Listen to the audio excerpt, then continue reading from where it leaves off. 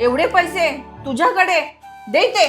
अगं वहिनी, दादाने दिलेत ते पैसे स्कूलची फीस भरायला. अच्छा, मग हे पैसे तुला पाहिजे असतील तर तेवढं भांडी घासून काढ. पण वहिनी, मला स्कूलला जायला लेट होतोय. मग मी काय करू? वहिनी प्लीज ते पैसे दे ना. मी वेळेत स्कूलला जाऊन फी नाही भरली तर मला स्कूलमधून काढून टाकतील. मग तर चांगलंच आहे ना. तसं पण तू माझ्या नवऱ्याची सख्खी बहीण नाही आहेस. हो पल्लवी, ती माझी सख्खी बहीण नाहीये, पण सख्यापेक्षा कमी नाही, लक्षात ठेव.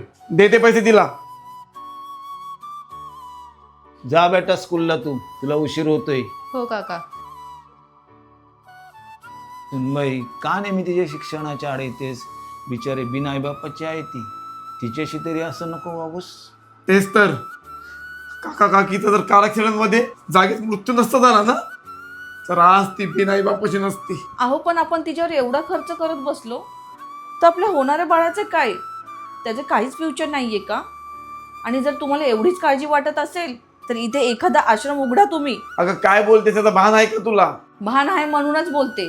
शिक्षण, खाणं पिणं, वया, पुस्तकं, कपडे, किती खर्च होतो या सगळ्यांवर. तिच्यावर असंच खर्च करत राहिलो तर आपण बचत कधी करणार? त्याची काळजी तू नको करूस, मी आहे त्यासाठी. काय झालं ग?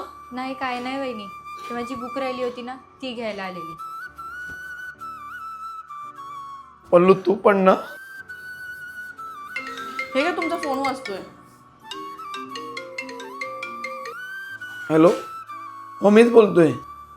अच्छा ठीक आहे, मी भेटतो तुम्हाला लवकरच. काय झालं? कुणाचा फोन होता? अगं भाविकाच्या बाबांच्या मित्राचा फोन होता. ते म्हणत होते भाविकाच्या बाबांनी टर्म इन्शुरन्स घेतलं होतं.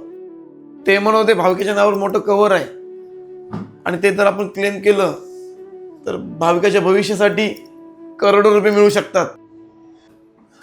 काय म्हणजे भाविकाला करोडो रुपये मिळणार? अहो बाबा, भाविकाला नाही, आपल्याला म्हणा. भाविका देखील या घराचा एक हिस्सा आहे ना. नाही पल्लवी, या पैशावर फक्त भाविकाचा अधिकार आहे.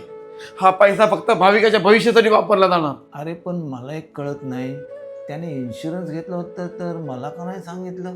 हो ना बाबा, हे आधीच माहिती असतं तर खूप आधीच भाविकाला क्लेम करून दिला असता. अरे पण हे खूप महाग असेल ना? बाबा हे एवढं पण महाग नाही, फक्त 400-500 रुपये महिना प्रीमियम आहे. मी पण आपल्या फॅमिलीसाठी काढून ठेवलंय. तुम्ही आपल्या कुटुंबासाठी इतका विचार करता.